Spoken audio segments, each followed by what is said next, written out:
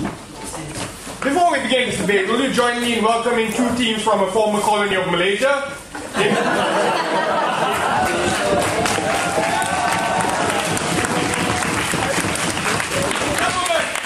NUS 2.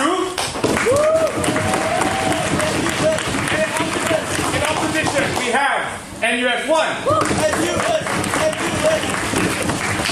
Joining me as judges in this panel today are Jika, Anna, Jimbo, Angelo, Sina, Lucinda, and I will be your chair, Kate. To open the debate on the motion, this House welcomes the development of feminist discourse that embraces and expounds on the physical and psychological differences between men and women. Take a deep breath.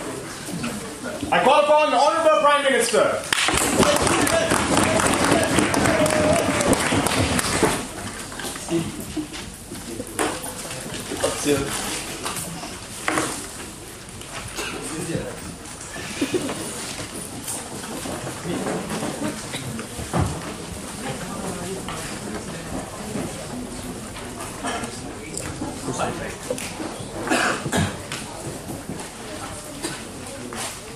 Everybody can hear? Yeah. Me?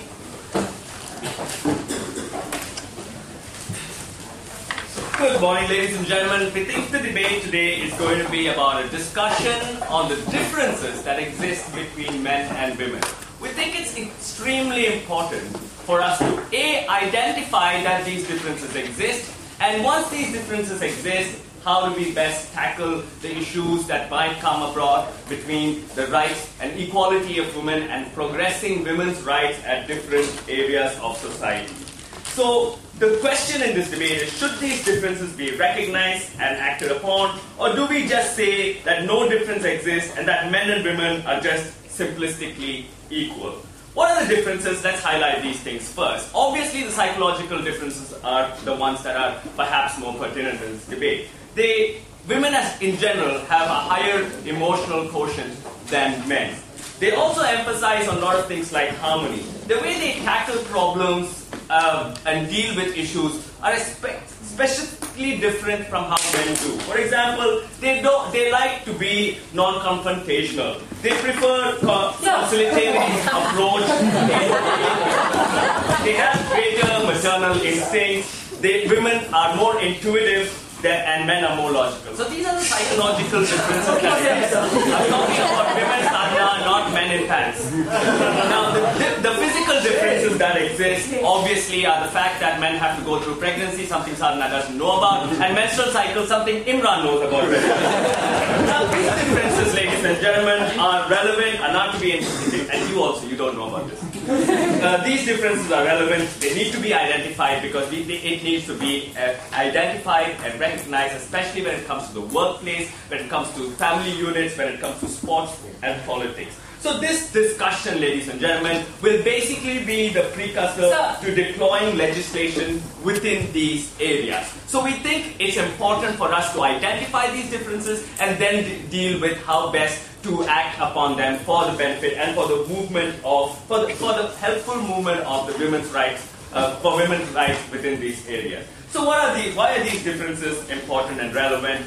Firstly, we have to address that we want to reshape the corporate culture, because that's the first thing we want to talk about, how it helps within the working environment. We want to acknowledge that differences at workplace, and we want to know how best we can tackle the issues of of emancipation of women and movement of women within the corporate culture and corporate ladder. Yes, Sadhana, if you're relevant. If status quo already recognizes these differences and see them to be a disadvantage, how does emphasizing these differences help women? That's the unfortunate thing. The status quo does not see these differences in the manner we want them to see it. What the status quo sees is it looks for a simplistic blanket equality between men and women. What it requires is that if I'm doing a job as a man and Sadhana is doing the same job as a woman, then we both must get the same salary. That's the simplistic equality. What the corporate culture doesn't understand is that I'm more likely to be promoted over Sadhana because I have that psychological advantage over her, which means that I am naturally more aggressive than her. So these are things that the corporate culture and society in general does not address, and these are things that we need to be addressed. So right now, like I talked about in my POI, is that you have the blanket equality trump card when it goes to women. Women are automatically just given that. The problem here is that the alpha male syndrome and aggression that exists in the workplace is the reason why men seem to have the edge over women. Because you see, when you have to garner clients for your work, what you have to essentially do is you have to be able to go out with these clients, take them out for drinks, perhaps even make a couple of lewd, sexist remarks along with them, and also be able to take these things. The problem is, men are more suited to be able to take this thing. The corporate culture identifies that, and the corporate culture expects that of women. We think that's unfair that women are expected to have that, to be able to do that. What we think should be done, however, is that the corporate culture should be able to understand that there is a psychological difference between how men and women react to the same situation. And that response is how we need to tackle when it comes to providing equal opportunities or equal access when it comes to the workplace. So basically, on another level, Mr. Speaker, is this idea how the definition of leadership in an organization is concerned. Because in an organization, the definition of leadership comes basically from an iron hand and an iron fist approach. So this iron hand and iron fist approach, which means that women are most likely have to pander to the requirements of that iron hand and iron fist approach, which means that they need to actually change who they are and then cater to that default stereotype image. We think that's not fair. We think that should change, because that will change only through discussion and the recognition of the fact that women in general are not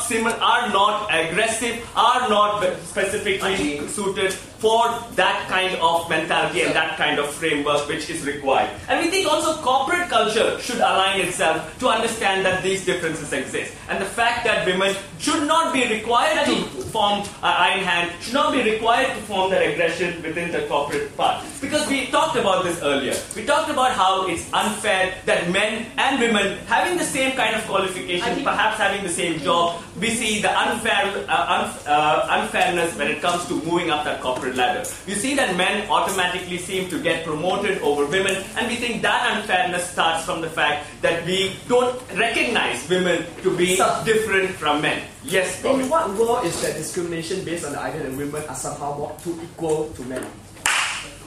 In the world that we live in, dude. That's where that happens. Not in your little artificial world. So what do we say finally? How do they stand out in the company? How can we now put a tag on the woman and say this woman can actually stand out in her company? That means what we're trying to do is that we don't want the woman to be a reflection of the man. We don't want her mentality and her psychology to be exactly the default replica of the man. What we want is that corporate culture to recognize that this woman is different from this man in many different ways, especially psychologically. The way she will approach and deal with the corporate requirements is different from the way this man approaches and deals with that corporate requirement. And that comes with the recognition that these two individuals are different. We want to emphasize and reflect that there is a specific difference, and that specific difference does not mean that they should just be provided equal opportunities or equal access. It means that they should be addressed in a different manner when it comes to corporate environment and moving up that corporate ladder. So what have we said to you today? We've argued that there is a difference, and that difference needs to be acknowledged. That discussion needs to be important, because that discussion and those differences are helpful for the women's rights movement within areas. Especially, we talked about the work culture, we talked about how it helps the movement of women up the corporate ladder, something that we haven't seen until now. We're very, very proud to start.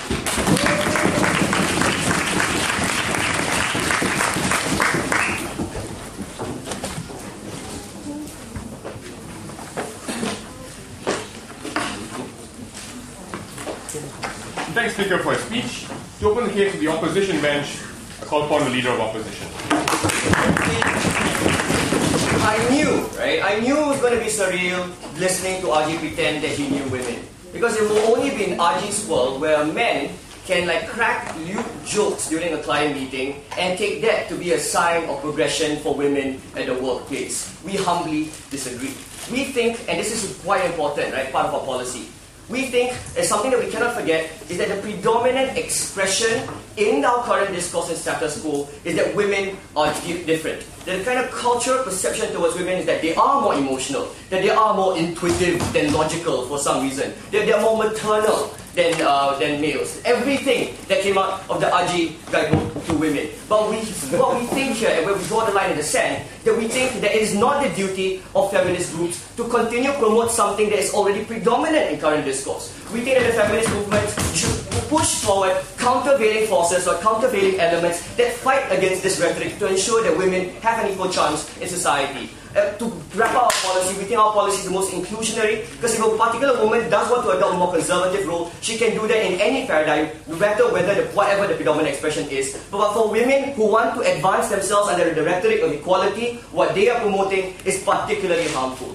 But before that, a few rebuttals, right? The first rebuttal is the concept of differences. Yes, like I said earlier, right, the differences already exist. It doesn't need further promotion. But the countervailing forces should be inserted so that women aren't pressurized to be bitches, to be equalized with men. We want a society where they don't have to be more men-like, but they can be themselves and still be successful. Something I want to further elucidate in my substantive, right? Okay, moreover, what we argue is that in this conception of discourse that they have, they add nothing new to it as well. The only way their policy would work is that via the continued promotion of social and cultural differences, that people will be able to engage with the nuances in their discourse. But people don't do that. When they listen to the differences that you're espousing, that women are more like intuitive and logical, that women are more emotional than men, that's all that they take it as. They don't see it as a springboard to further progression or the further liberalization of women. Here we're going to deal with the second idea, right? The concept of corporate culture. Like I mentioned earlier, only Aji would think that cracking a lewd joke to a woman would be good for that particular woman. That's the dangerous conception of status quo that exists, where women are automatically assumed to be objects of sex at the workplace, where women are automatically assumed to be there because, to be objectified by women. We don't think that's the conception of women that we think is necessarily good. And moreover, what we argue is that without the kind of push for countervailing conceptions, it's going to be very difficult for women to be equals in the workplace. So thank you, Asho. So we go to the first, I've got a few points that I want to talk about today, right? First, I want to talk about the purpose of feminist movement. Secondly, I want to talk about the kinds of discourse that will be created. And thirdly, I want to talk about the effects that it's going to have on the feminist movement. So what is the purpose of the feminist movement, right? It was quite clear that the purpose of the feminist movement is to advance the interests of women, to make them seem equal, right? To allow them to actualize the way they want to achieve their conception of the good life under equal terms with men. That's how we see the early rhetoric of the feminist movement, and by people like Susan B. Anthony and Patty Friedman, where they try to push for policies that empower women by minimizing the impacts of their differences. Take for example, equal work for equal pay, right? They try as far as possible to keep society blind to the differences that define men and women, and to focus on things that should give them an equal parity so that they can compete equally. And that's where we think the undergirding principle comes in. That we need to push through the rhetoric of equality to combat the age-old adage that women are different, and have these three men constantly tell you that they're different. And why it's fundamentally important, right? Because here's the thing. When you allow political discourse to asphyxiate more progressive women via the rhetoric that they are different, that they are emotional, that they are more maternal than men, what you do is that you disallow them from being able to project themselves as women who can advance under the rhetoric of equality. And we think that's particularly dangerous. Because every time they want to say that I am equal to men, the predominant expression that she faces in society is that she is different, that she is emotional. Right? So when you try to be different, to be more man-like, you are disallowed and you are asphyxiated. But what is the kind of discourse that they're going to create? And I have two sub-points to this. First, you need to understand the kind of discourse that they create is not useful. Right? It is quite clear that women are different from men. It is very clear that they're very different. The problem is it doesn't add anything new.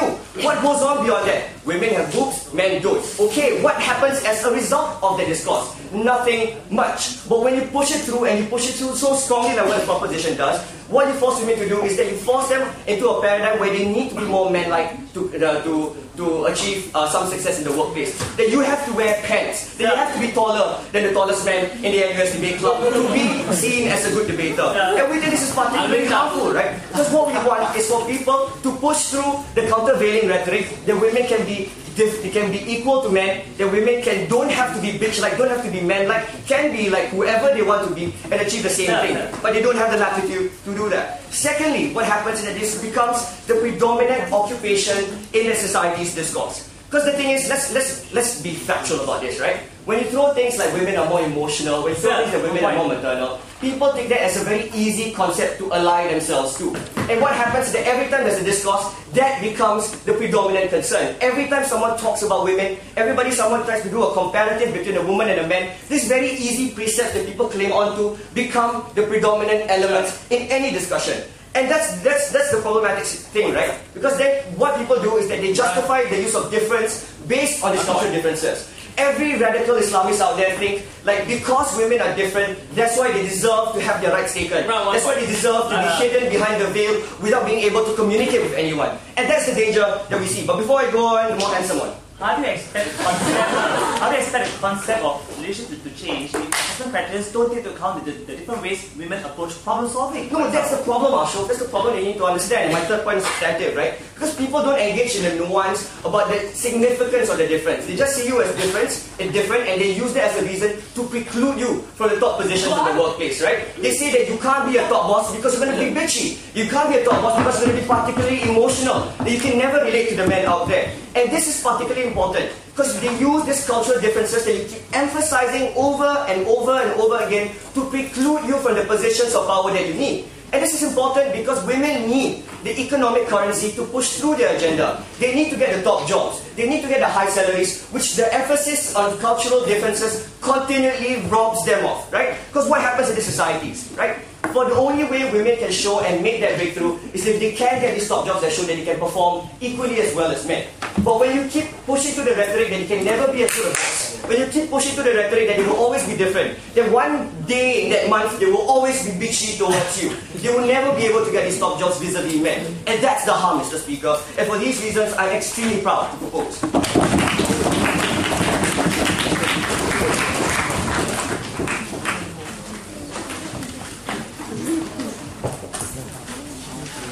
Thanks, Speaker, for a speech.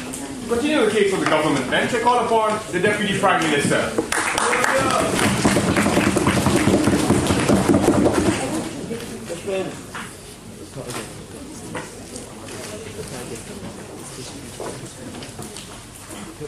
Two questions before the House today. Firstly, how do we improve public's understanding of the differences between men and women, and how do we alter the assessment criteria in the workplace and later in terms of legislation, as I will mention in my speech? Second question is, how should feminist discourse be argued? Should there be a streamlining of it, or should we allow for diversity for some time for people to stand up and talk about the differences? Let's first ask the first question. How do we improve public's understanding? Actually, when Arju was talking about the differences between the men and women, I agree that to some extent we are making certain generalizations, certain stereotypes that may not hold true all the time. And when Imran kept using the word bitchy over and over again, although his vocabulary is supposed to be better than this, we start to realize that stands for a fundamental ignorance of the true differences between men and women. When Imran makes statements like how women will be forced to become more men-like in the corporate culture, it stems from an understanding or misunderstanding by the males, employers around us that women need to be the same as them. When they say things like differences equals to harmful, we need to investigate into that. When men and women are different, does this difference translate into inferiority, or can it be beneficial? Does it mean that a non-confrontational approach is necessarily the inferior one? All these things can only be understood if we are willing to forsake the vague and the broad strokes that side opposition stands for. Because they seem to be quite contented with the guidebook on women, but side proposition is not. We don't believe that women can be characterized within a guidebook. We think that women themselves, that is, representatives of the feminist discourse, will be able to stand up and say that we are different. So let's ask the second question. So how do we conduct this feminist discourse? We need to understand that feminist discourse is not a static concept. It evolves over time. We need to understand that the goals have changed. In the past, we are talking about basic equality, but now we are talking about more refined and the true essence of equality. First argument, basic equality. Like what Imran said, the reason why this feminist movement at the start started emphasizing on how women are equal to men is because they are very urgent and dire needs. For example, emancipation, for example, sending women to schools, for example, allowing women to enter the workplace to begin with. So back then, the argument is women and men are the same. women and men are the same, women and men are the same, and emphasizing and drowning this argument over and over again to so that it will be a resounding message to force men to hand it over. But we realize that the second point I'm making under this, that true and refined equality is really not that. True and refined equality is not about one or two goals here. It's not just about the basic things that we are talking about. True and refined equalities refer to many aspects of life. It refers to the workplace, it refers to marriage, it refers to marital rape, so on and so forth. That is when women need to not just stand together, but when they stand together, they are willing to say that as a woman, I may have a different opinion from another woman. And within the feminist discourse, people start to explain the differences to each other. We need to realize that the streamlined approach might be useful in the past, but it's no longer useful in the present. But before I move on to my main point of substantive, no thank you, let's talk about this whole concept of the corporate culture. Something that Aji talked about that Imran, I don't know what he was doing in his L, did not talk about. We talk about how, no thank you, we talk about three aspects under corporate culture. We talk about how currently women are disadvantaged because there is this common expectation that you need to be highly confrontational because leadership equals to highly confrontational. We need to understand that if a feminist discourse is able to say that men and women are different to some extent, like for example they are less confrontational, we need them to be also able to stand up and substantiate that being less confrontational may be useful in some sense. Second, we talk about how when it comes to bring clients to a nightclub, we talk about how the corporate culture should not have the expectation that men and women are just the same, as though there is no the same societal expectation of their duty as a wife, so and so forth. Understanding these differences will allow the companies to calibrate its expectations of the workers. For example, instead when a woman refuses to go out, no thank you, refuses to allow to go out for the go out to a nightclub for a man, we realize that the companies may not add so much pressure onto this woman. Let's understand that the corporate culture was not built up because it was for the good of the company. Sometimes it isn't like that. The corporate culture may have built up because at the start it was dominated by males, the employers were males, the employees were males, and back then. But we say that there can be an accommodation of this corporate culture where more and more women are taking the higher positions and lower positions. We see that we can start thinking about the new concepts of how we can evolve our expectations of workers. Finally, we talk about pregnancy, something they never talked about. Because for men, no thank you, people's expectation is if you are fit to work, you are ready to work. But for women, even after they have recovered from the labor, what really happens is that they may not be ready to work because at that point in time their hormonal and maternal instincts may be overwhelming. They may want to stay a bit longer beyond the maternity leave that is actually allocated to them. All these things needs further investigation, further embracing and further expounding, something that they're fit to deal with. I'm going to move on to my main point quickly. Explain to me how when a client cracks a huge joke at the expense of a female employee, explain to me how that female employee is going to be empowered in the corporate culture. Why will the expounding and embracing of these differences lead to cracking on more all these jokes? You need to draw that link. Now I'm going to talk about how in cases of marital rape, in cases of domestic abuse, we need a policy like proposition. Let's first talk about marital rape. When it comes to informed consent, because it's very important, rights are governed by consent. The way women and men deal with consent, like saying no, is very different. This is something that currently, people will say it's commonsensical, yes means yes, no means no. But at this point, we need to understand that there might be certain nuances that we need to take into consideration. But the more important aspect that I want to talk about is this whole concept of domestic abuse on this point. Currently, people are talking about how we should force doctors to report any signs of domestic abuse when they come to the clinic. We think that if we actually understand the psychological differences between the man and the woman, we may alter this legislation. What do I mean by that? Because people may have the common expectation, if I'm physically abused, I will naturally go to a doctor. But we may not understand that for a woman, sometimes the self-preservatory instinct is overridden by the maternal instincts, as though she has a duty towards the child, as though she has a duty towards the family to keep them together. Sometimes this may not be simply understood by the male, might not be understood by our politicians, but that can only be done if women within the feminist discourse stand forward and say that I have suffered from the battered woman syndrome before, and that was how I felt.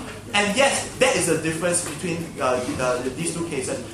Those may be concealed by their vague and broad-stroke policies. We need all these voices to come up, and that is how we treat women more fair in terms of true and refined equality. For all these reasons, I'm very, very proud.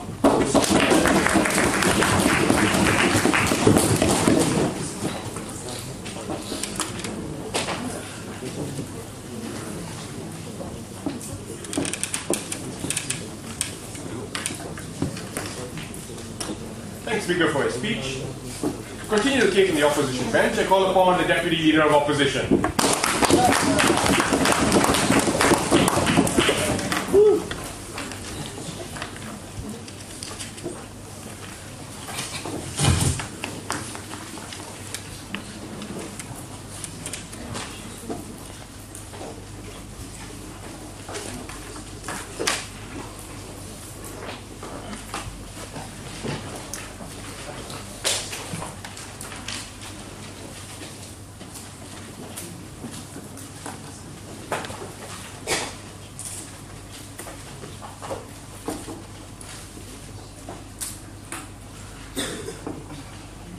Only a real woman can come up here and oppose this sort of shit motion, and that's why I think Imran did a fantastic job at it. So what I'm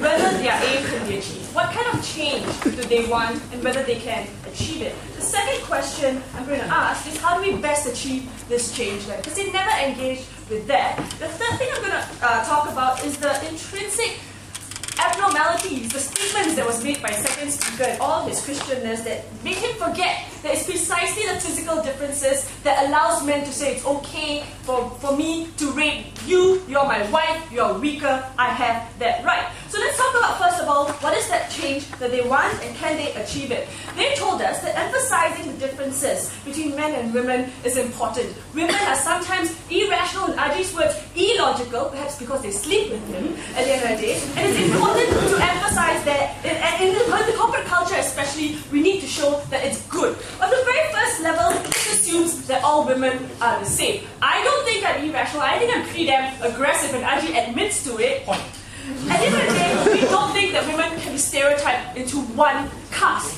Imran already told you that. But the more important thing is, with this stereotype, it makes women like me look bad. Because now you emphasize that women are meant to be mothering, maternal, getting married, have children. And people like me who don't want to do these sort of things become bitches, bad, power hungry. And we don't think that this type of stereotype helps the different women that exist within the paradigm. On the second level, we think that portraying these qualities positively becomes very hard. Have you tried being a woman lawyer in a male-dominated room? We think it's especially hard for women to say, I'm equally aggressive as men, especially when being aggressive is considered a positive virtue in helping your client get what he or she wants. We think in some corporate cultures, it is important to be logical. It is important to be aggressive. It is important to be able to stand up and get what you want. But when you emphasize the differences between men and women are more accommodating, for example, we think it's very hard to portray such differences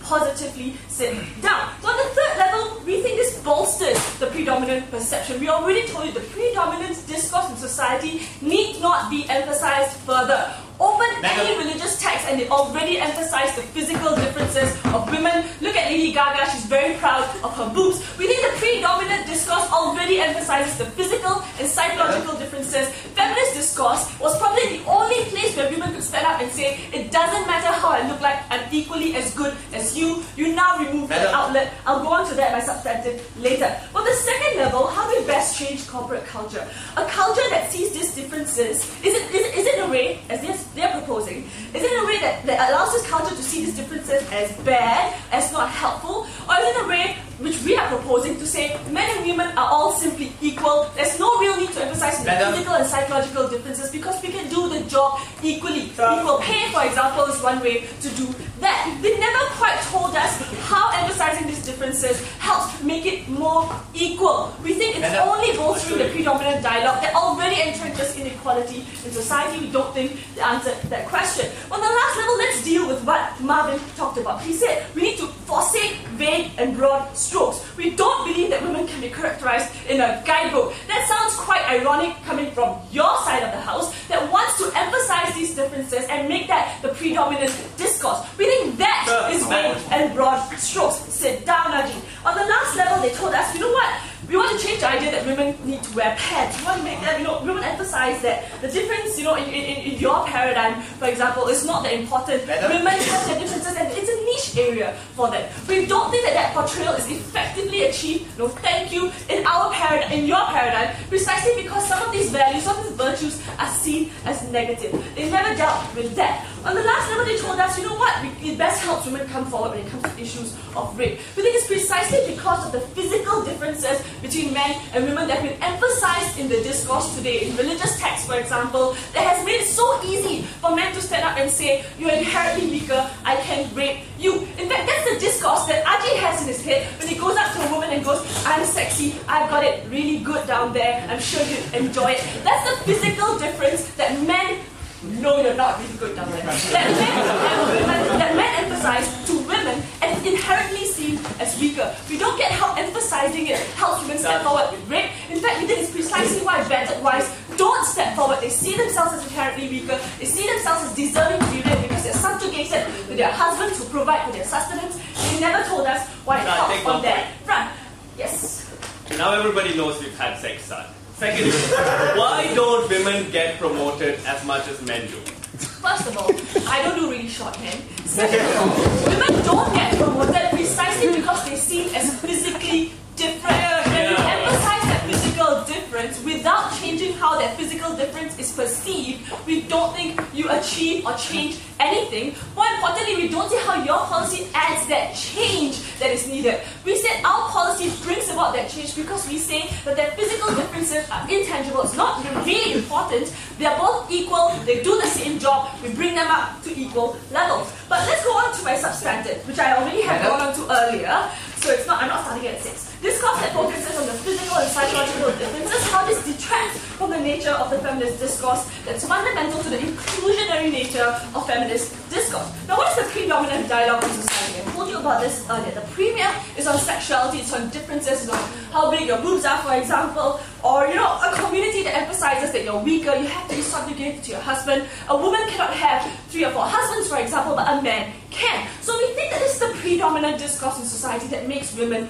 weaker. So what does this sort of discourse do? On the very first level, we think it removes the only available form of literature, culture, and discourse for women like me who don't want to engage in the predominant physical or psychological differences. We want to talk about, for example, how to achieve stuff based on merit, based on the ability to argue, for example, not because I'm emotional or maternal, but because I'm simply smart. We think that it's this kind of merit-based discourse that some women want to engage in, that you remove this medium for them to engage in. Because on the second level, this excludes different sorts of women. By stereotyping and typecasting women into a single mold, we think that excludes the women who don't want to be viewed from that perspective. And this is especially disastrous for women who see the feminist discourse as the only escape from the social typecast that's existing today. The predominant discussion is something that some women absolutely hate and found the feminist discourse to be the only escape. We need to remove that from them. We're very proud to oppose.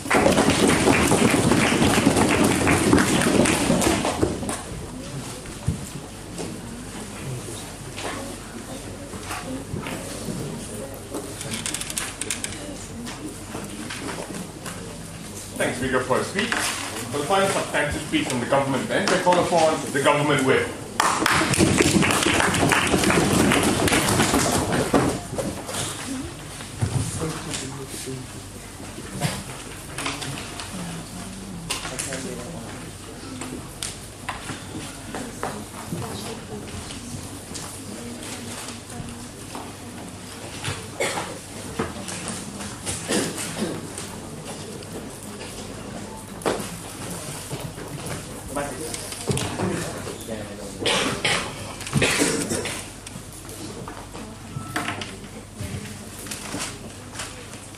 Hello?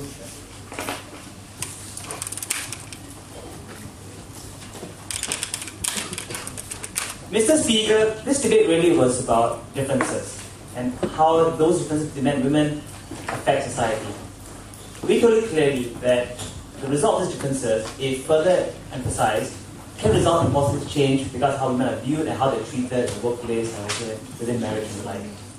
The clash of the opposition was generally this: that differences, emphasizing those differences only perpetuate harmful stereotypes. But let's then structure my speech in the following manner. Let's look at the negative stereotypes they claim will only be perpetuated, and let's look at the positive change that could result, honestly, if you emphasize these differences meaningfully. So firstly, the negative stereotypes of women. They argue from the opposition that negative stereotypes of women in the workplace. For example, if you show emotions in the workplace, maybe you're weak. If you don't appreciate sexual jokes, maybe it might mean that you're not sociable. And hence, the general clash is that if you emphasize that women and men are different, then you only emphasize these particular stereotypes. But the problem with the anti-clash is that they never explained what the root causes were for these negative stereotypes of women. Now, of course, yes, like one cause is there are cultural differences between women. That is a fact. But what's the root cause of those differences being used to create perceptions that are negative of women?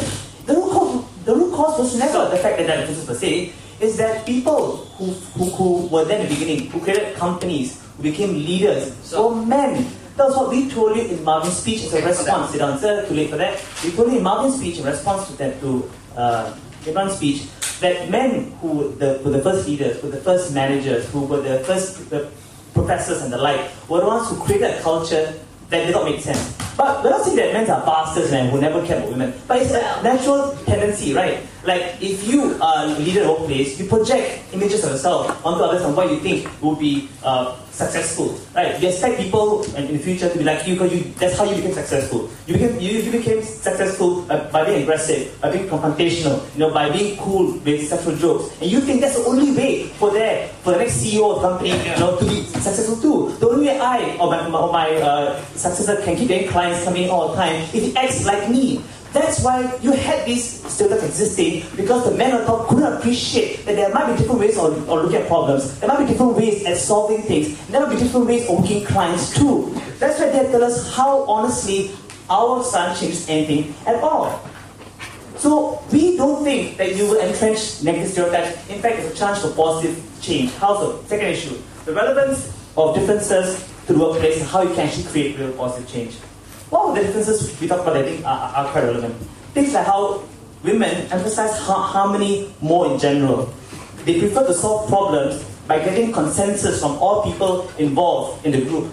And the more interested in getting a wider variety of input, so to get all members in the group more invested in the decision. But they think generally more often not, if you get greater varieties of views, things are better. And also if people are involved and invested in the decision, things can turn out better. So when we sit on men, that women tend to view sex a little bit differently, right? And it's probably psychological or maybe cultural as a result of their upbringing. They may not tend to appreciate sexual jokes as much or as well as others. What was the response of the entire opposition side to this particular set of differences? They didn't tell us how these differences are not relevant at all because of how you progress. This is important. Why can't senior managers, adopt less aggressive approaches to solving problems? Why can't CEOs of big companies who fly, on corporate jets and get paid billions of dollars prefer less confrontation methods or deal problems and use, harmony-focused methods, consensus-driven methods? Why isn't that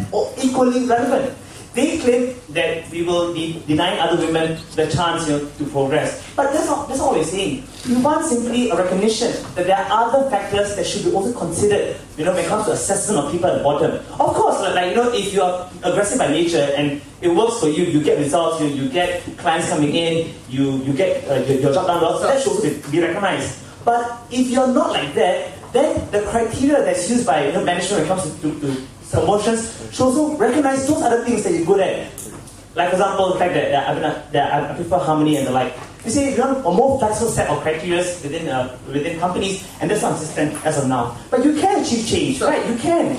Because feminists who emphasize now that there are differences in women and that should be taken into account by companies can create change by simply mere repetition, as opposed to what they are doing when all they do is perpetuate the status quo. They haven't shown to us at all how screaming formal equality really has brought about recognition for women who are just not like men in those exact same ways. If I go on, yes, Robin. How exactly will your renewed discourse convince already sexist institutions to become less sexist? That's your question.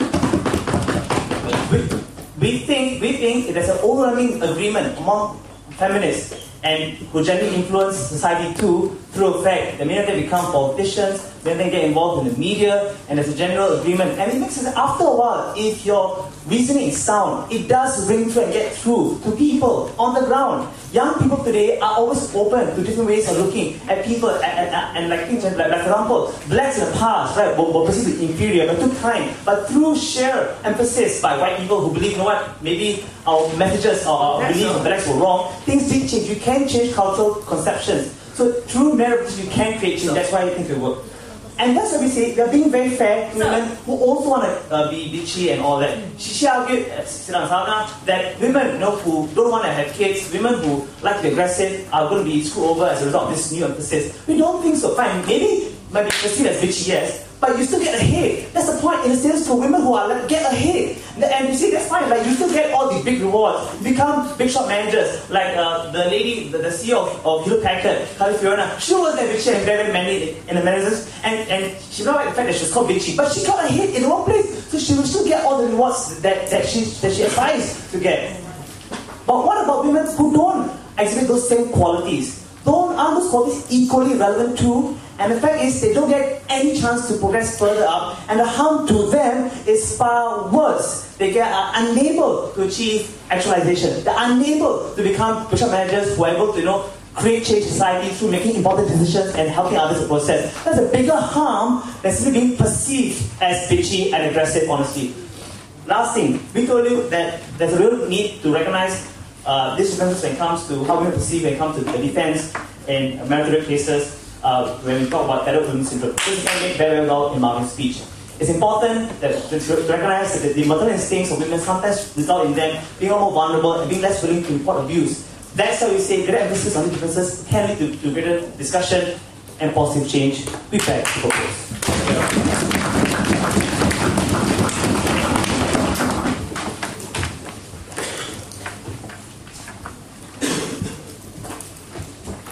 Thanks, Speaker, for your speech.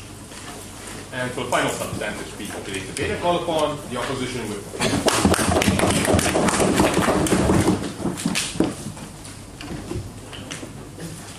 Oops, yeah. Firstly, can I just say how much of an honor it is to follow what may just be Ashok's last ever speech in an Asian competition.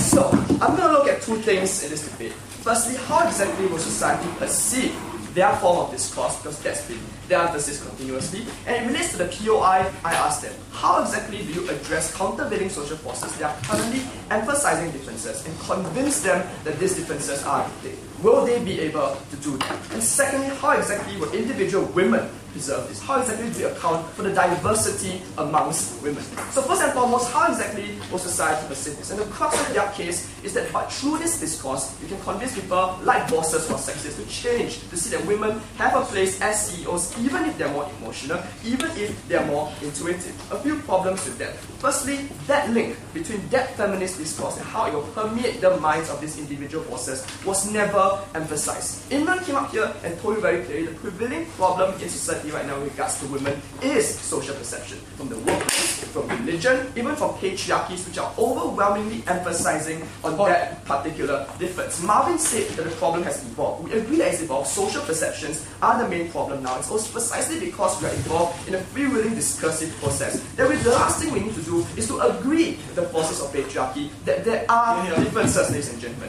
Ashok then said, if the argument is sound enough, people will buy it. This totally ignores Imran's very logic. The society at large does not delve into the vagina monologues and the nuances of feminist discourse. They take it at face value and they engage with that. So a sexist boss is not likely to look at this and think, maybe I can include women. They're more likely to think, if even women themselves say that they are less ruthless, that they're less capable of securing their business deal for me, that because they are less confrontational, it is more likely that they can justify to themselves why they don't even want to promote them the CEO. Maybe a place in the PR department may potentially be better for them. That is the effect of their discourse on the very sexist institutions they want want to change. Even on the larger example of African American, right, it's precisely the very emphasis on differences and differentials promoted by people like rap artists, like Al Sharpton, that's enforced the differences and enforced perceptions of inferiority, right? Rappers and the emphasis on street culture, which originally meant as a means to offer a different perspective on black culture in the ghettos, for instance, is perceived by the rest of society as a sign of the continued inferiority of that particular culture. That will precisely be the effect of their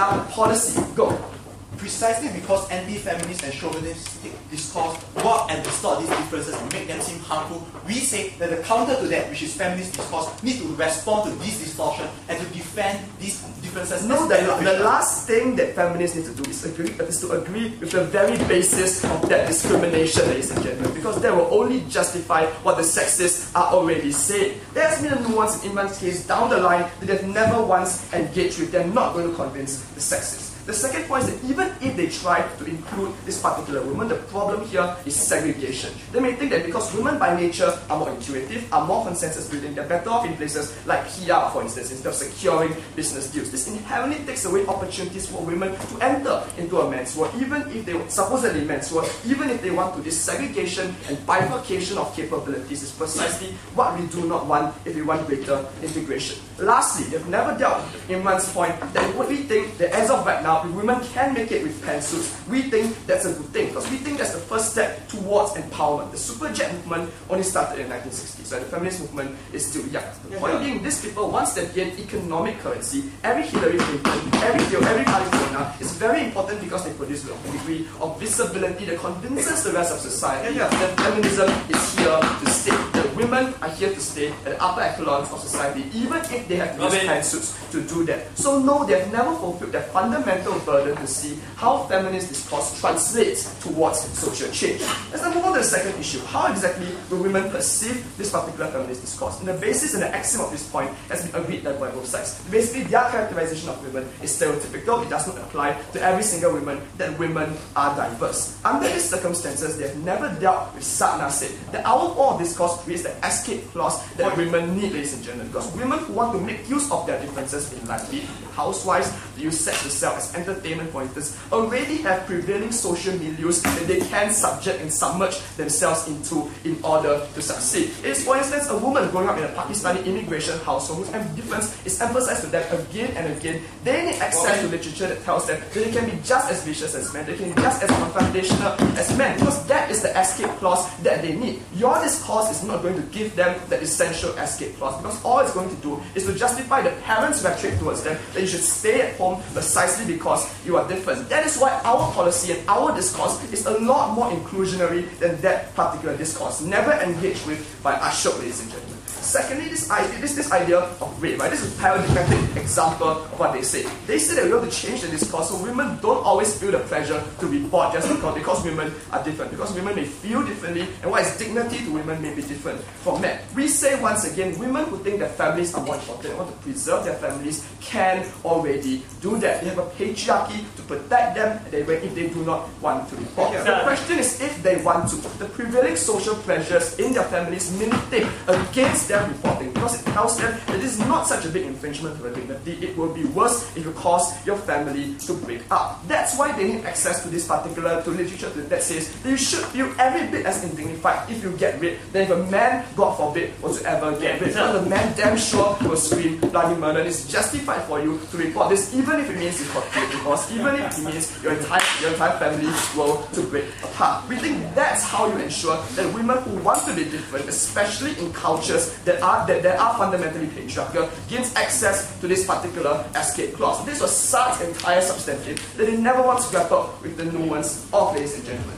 And more important thing at the end of the day is simply this, that they have to answer a very simple question. How exactly does this change in discourse, the Pashbite, that fundamentally agrees with the very rhetoric of the sexists, help to change the mind of these particular sexists? They have never, ever once answered the question. And secondly, acknowledging that women are fundamentally different, they are all individuals. What discourse is the most inclusionary, that sets the higher bar for women to aim for, while still allowing the woman to want to go to other cultures to stay in that particular culture. We think our particular form of discourse does that better than theirs. On both these counts, ladies and gentlemen, I'm immensely proud.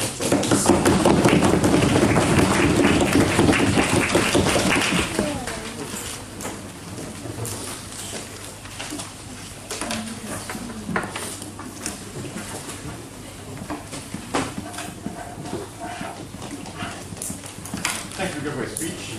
Now calls upon the reply speaker from the opposition. I'll be honest. Okay? I don't understand women. I don't understand why in debate tournaments I never get any action. I don't understand why all the girls think Robin is cuter than me. Right, Jika? I also don't understand why no girl out there realizes that RG is not single. Like, these are all things that I just can't get my head around.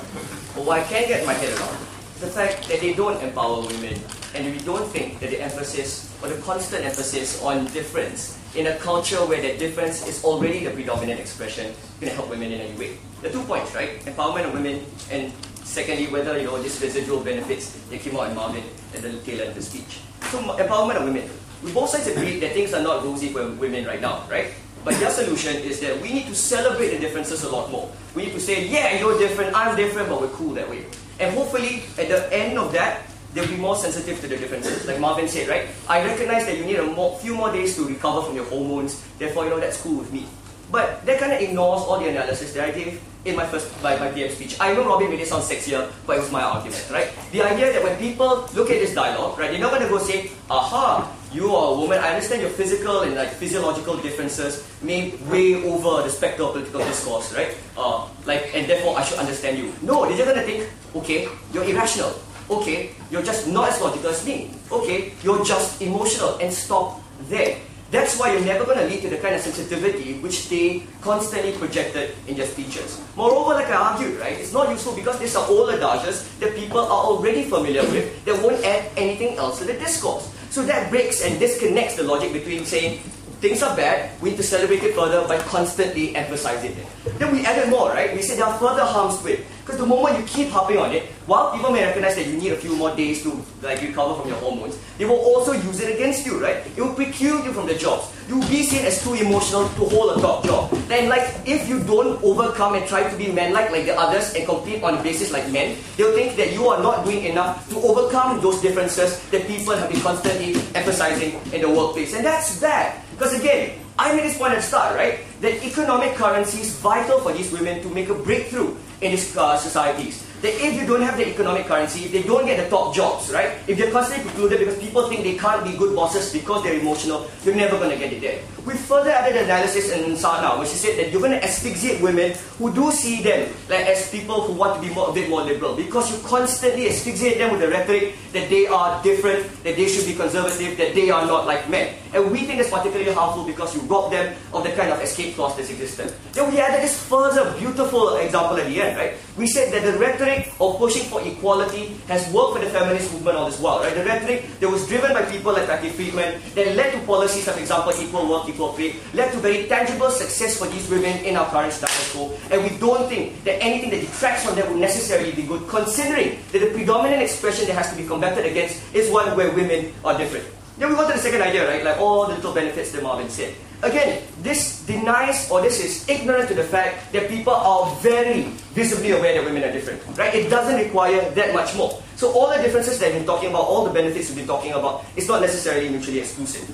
But the sting in the tail is that when you push it too hard, it becomes too much. So much so that women will be subjugated, like what Sana said, and which repeated a little bit. That when they want to report rapes, they feel like it's not in their place, because the predominant discussion is that they are different, they are physically weaker, that they are not like men, and this doesn't liberate them in any way possible. And that's the rationale behind it. If you do believe in the feminist movement, if you do believe that women are equal to men, if you do believe that there is some greater hope out there for women, not just in this room, but for everywhere else, then what we think equality is what they need.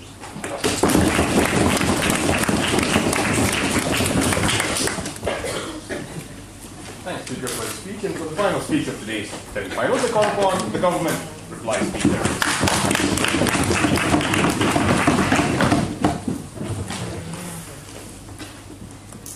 Ladies and gentlemen, Sadhna and Robin are not the only women in this team.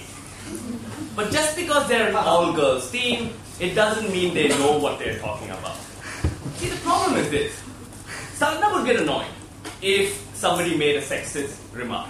I think it's absolutely okay to get annoyed by that. But if suddenly her boss made that sexist remark, she would have to take it with a straight face. You know why? Because she wants to get promoted. She wants to move up that ladder. And this is that unfair burden we say we are putting on the women. And that should go. That should change, and that changes from understanding, recognizing, and deploying based on those differences. Their only argument throughout was the fact that equality is good enough. Feminists are pushing for equality, and that equality is good enough. The problem with that is that equality can only do this much. It has a glass ceiling. Equality approaches empirical equality. It approaches on tangible empirical benefits. What do we mean by that? It approaches that fact that women and men for the same job should have the same salary. It approaches the fact that women and men should have the same annual leave, perhaps a little more for women. It also approaches that they should have the same rate of pay raise. But it does not approach the fact that they should get equal recognition in their work, equal promotion rates, and equal working styles. We don't recognize that because we expect our women to work the way we do. And that's unfair because the way we do is the way corporate culture has basically shaped itself. The way men work, we work aggressively. We are confrontational. We want to find solutions. Women are psychologically different from that. And we say the best way to approach and understand that differences is A, through a discussion of that. And after a discussion, a recognition of that, and finally being able to enable that discussion and recognition. Because that's something that they've constantly just avoided in this debate. They're afraid. They're avoiding it. And it's not going to be Ashok's last speech. We're quite certain of that. And we also talked about the next level, which is where they completely dropped it. Then we said we extended it from the workplace to the marital unit. We talked about the marriage. We talked about the family. We talked about the differences in the way women are more self-preservative about that unit than men are. And the unfairness of that is granted on women as opposed to men. The fact that we have to force our doctors to report domestic abuse because we know women will not report those domestic abuse. We think it's unfair. We think they don't have to do this. We don't think that we need to make them come out and force them to force our doctors to report domestic abuse. We say, why can't women just be understood the way they are? Why can't we realize that they exist in our society as our equals, but as different people? We say it's not fair for women to have to realign and be a reflection of who we are in terms of personality. We think it's very important that women can do and be the way we are. We're very proud to continue for women.